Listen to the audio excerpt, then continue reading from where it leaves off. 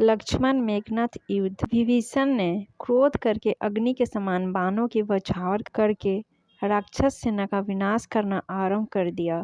विभीषण की बाण वर्षा से प्रोत्साहित होकर वानर सेना पूरे बल से हनुमान के नेतृत्व में शिला और वृक्ष मारकर राक्षसों को यमलोक भेजने लगी। इस महायुद्ध को देखकर देवता दानव सबके हृदय दहलने लग गए। पृथ्वी पर 100 के अतिरिक्त वृक्षों एवं शिलाओं के समूह से गगनचुंबी पर्वत बन गए। वहां लक्ष्मण और मेघनाथ के बाणों से 10 दिशाएं आच्छादित हो गई। उनके बाणों से सूर्य छिप गया और चारों ओर अंधकार छा गया। तभी सुमित्रा नंदन ने मेघनाथ के रथ के चारों घोड़ों को मारकर सारथी का सिर काट डाला। यह देखकर राक्षसों के उत्साह पर पाला पड़ गया। वानर सेना में फिर से नवजीवन का संचार हो गया। तभी मेघनाथ लपक कर दूसरे रथ पर चढ़ गया और उस पर से बाणों की वर्षा करने लगा। मेघनाथ ने जब दूसरे रथ पर चढ़कर युद्ध करना आरंभ किया तो विभीषण को बहुत क्रोध आया। उसने पूरे वेग से गदा का वार करके उसके रथ को चूर चूर कर दिया और सारथी को मार डाला। अपने चाचा द्वारा किए गए इस विनाशकारी आक्रमण से मेघनाथ जल भुन गया और उसने एक साथ 10 बाण विभीषण को मारने के लिए छोड़े।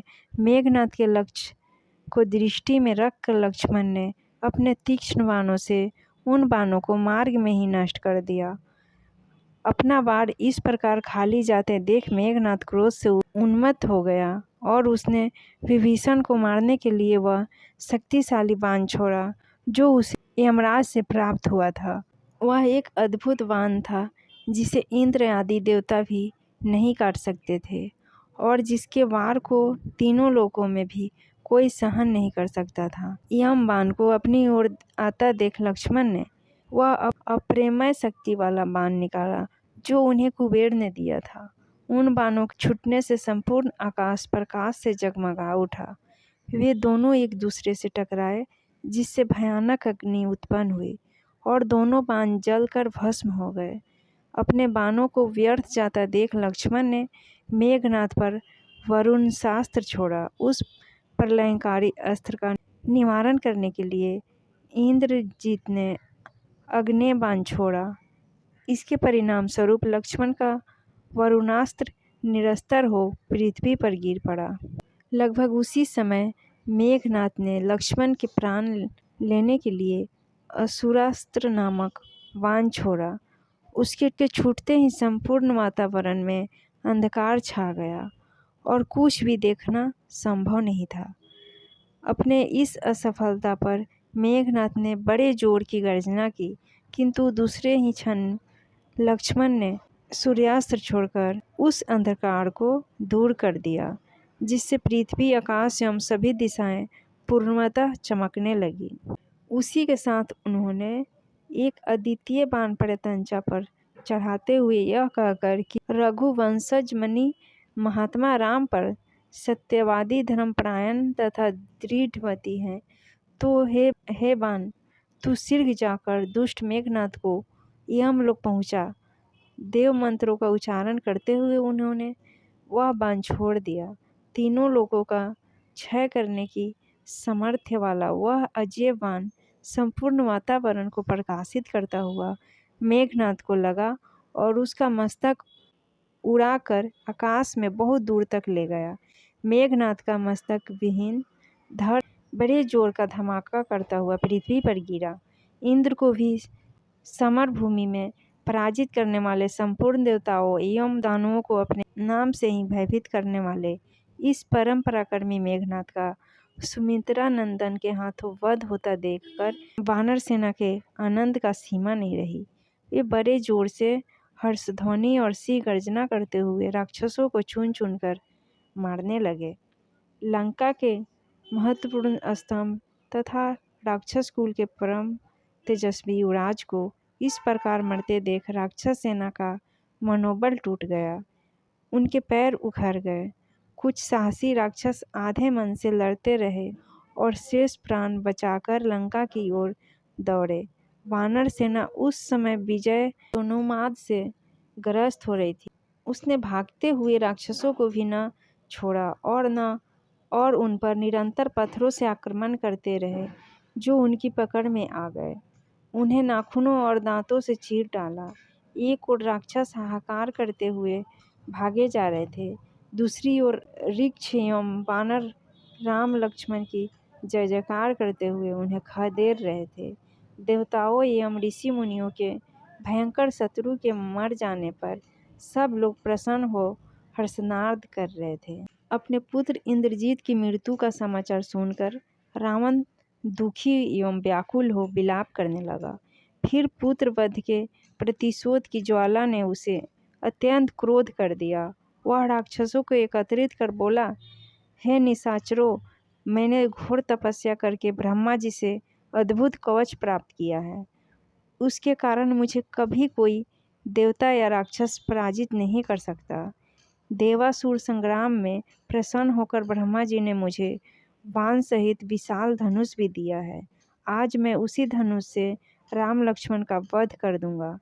मेरे पुत्र मेघनाथ ने वानरों को भ्रम में डालने के लिए माया की सीता बनाकर उसका वध किया था, परंतु मैं आज वास्तव में सीता का वध करके उस झूठ को सत्य कर दिखाऊंगा। इतना कहकर वह चमचमाती हुई तलवार देकर सीता को मारने के लिए अशोक वाटिका में जा पहुंचा। रावण को यह कर्म करने के लिए तैयार देखकर रावण के एक विद्वान और सुशील मंत्री उसे रोकते हुए कहा, महाराज दशग्रीव, आप प्रखंड पंडित और वेद शास्त्रों के ज्ञाता हैं। क्रोध के वशीभूत होकर आप सीता की हत्या क्यों करना चाहते हैं? किंतु क्या क्रोध के कारण धर्म को भूलना उचित है? आप सदैव धैर्यपूर्वक कर्तव्य का पालन करते आए हैं, इसलिए यह अनुचित कार्य न करें और हमारे साथ चलकर रणभूमि में राम पर अपना क्रोध उतारें। मंत्री के वचन सुनकर रावण वापस अपने महल लौट गया। वहाँ मंत्रियों के साथ आगे की योजना पर विचार करने लगा। फिर बोला, कल हमको पूरी शक्ति से राम पर आक्रमण कर देना चाहिए। रावण की आज्ञा पाकर दूसरे दिन प्रातःकाल लंका के वीर राक्षस नाना प्रकार के अस्त्र शस्त्रों से सुसज्जित होकर वानर सेनाओं से जा भिड़े। परिणाम यह हुआ कि दोनों ओर के वीरों द्वारा किए गए आक्रमण और प्रति आक्रमण से समर भूमि में रक्त की धारा बह चली, जो मृत शरीरों को लकड़ी की तरह बहा रही थी। जब राक्षसों ने वानर सेना की मारकर दुर्गति कर दी, तो स्वयं श्री राम ने वानरों पर आक्रमण करती हुई राक्षस सेना का देखते देखते इस प्रकार सफाया कर दिया, जिस प्रकार से तेजस्वी सूर्य की किरणों रात्रि के तम का सफाया कर देती है। उन्होंने केवल आधे पहर में 10,000 रथों, 28,000 हाथियों, 14,000 अश्वरोही वीरों और 2 लाख पैदल सैनिकों को मार डाला। जब लंका में इस भयानक संहार की सूचना पहुंची, तो सारे नगर में हाहाकार मच गया। राक्षस नारियां अपने पिता, पति, पुत्र, भाई आदि का स्मरण करके भयानक रोने लगी। रावण ने क्रोध, दुखी और शोकाकुल होकर महोदर, महापाशवर और विपाक्ष को युद्ध करने के लिए बुला भेजा। उनके आने पर वह स्वयं भी दीप्तिमान तथा 8 घोड़ों से सुसज्जित रथ पर बैठकर उन्हें साथ ले युद्ध करने को चला। उसके चलते ही मृदंग, पाह, शंख आदि नाना प्रकार के युद्ध वाद्य बजने लगे। महापार्श्व, महोदर और विपाक्ष भी अपने अपने रथों पर सवार होकर उनके साथ चले। उस समय सूर्य की प्रभा फीकी पड़ गई, सब दिशाओं में अंधेरा छा गया। भयंकर पक्षी अशुभ बोली बोलने लगे, धरती कांपती सी प्रतीत होने लगी। ध्वज के अग्रभाग पर गिद्ध आकर बैठ गया, बाईं आंख फरकने लगी, किंतु इन भयंकर अशुभ लक्षणों की ओर ध्यान न देकर रावण अपनी सेना सहित युद्ध भूमि में जा पहुंचा। फ्रेंड्स, आगे की कहानी में दूसरे वीडियो में लेकर आऊँगी। मेरे वीडियो को लाइक, शेयर और चैनल को सब्सक्राइब जरूर